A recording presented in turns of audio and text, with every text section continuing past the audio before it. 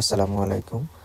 প্রিয় দর্শক, আজকে আপনারা জানতে পারবেন যারা মালয়েশিয়াতে আছেন এবং সিঙ্গাপুরে আছেন, তাদের রোমানিয়াতে আসতে ভিসা প্রসেসিং কত দিন সময় লাগে, এই ব্যাপারে বিস্তারিত তথ্য দেওয়ার চেষ্টা করব। একদম ফাইল জমা দেওয়া থেকে শুরু করে ভিসা পাওয়ার অবধি পর্যন্ত কত দিন বা কত মাস সময় লাগবে, সেটা আমরা যদি আলোচনা করি।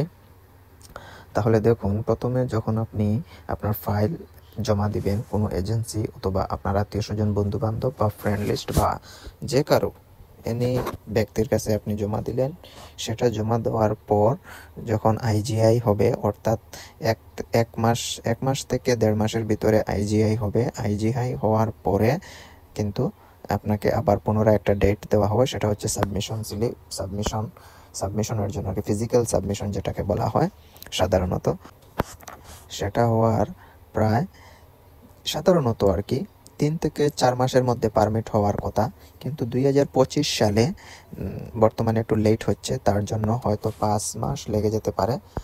সেটা বড় বিষয় না, কিন্তু পারমিটটা পাওয়া হচ্ছে বড় বিষয়। তাহলে এদিকে হচ্ছে ফিজিক্যাল সাবমিশনের পরে হচ্ছে 5 মাস, আর এদিকে হচ্ছে আপনার 1.5 মাস, অর্থাৎ এক্সাম্পল হিসাবে 2 মাস ধরে নেন, তো কত হলো? 5, 6, 7 মাস। 7 মাস হয়ে গেল। আচ্ছা, 7 মাস হওয়ার পরে আপনার আরও কিছু প্রক্রিয়া আছে। সেটা হচ্ছে আপনার পারমিট হওয়ার পরে আপনি এমবেসির জন্য অ্যাপয়েন্টমেন্ট নেবেন। বর্তমানে মালয়েশিয়াতে এই পরিস্থিতি, আজকের যে ফেব্রুয়ারির কথা বলতেছি, ফেব্রুয়ারি থেকে কিন্তু অ্যাপয়েন্টমেন্ট ডেট দিতে অনেকের কিন্তু লেট হচ্ছে।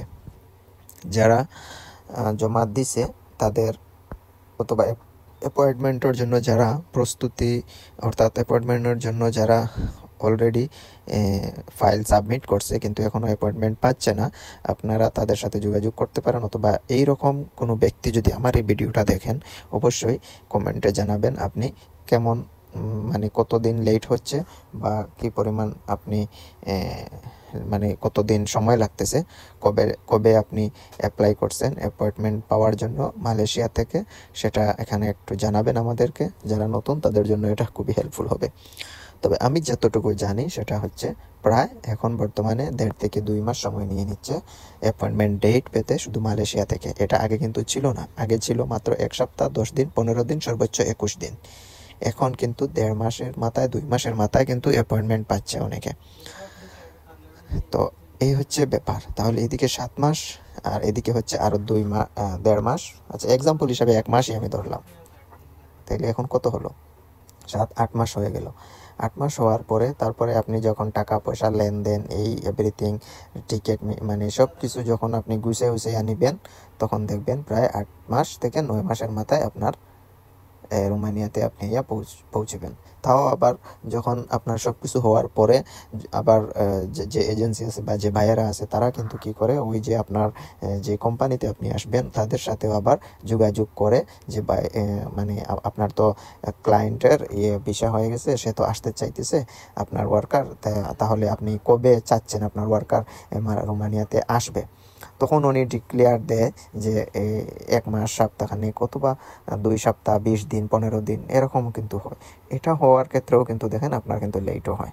তো সব কিছু মিলিয়ে আমি একটা জিনিস অ্যানালাইসিস করে দেখলাম, একটা লোক রোমানিয়াতে আসতে হলে মানে সাধারণ প্রসেস অনুযায়ী আমি মানে 9 মাস লেগে যায়। 8 মাস থেকে 9 মাস কিন্তু লেগে যায় অনেক। আর সিঙ্গাপুর থেকে ভিসা রেশিও বর্তমানে সিঙ্গাপুর এবং কুয়েত থেকে খুবই ভালো পরিমাণে কিন্তু ভিসা হচ্ছে। সিঙ্গাপুরে এখন এত কাহিনী নাই, মানে জমা দিলেই ঠুসটাস ভিসা ভিসা 100%, এরকম অবস্থা।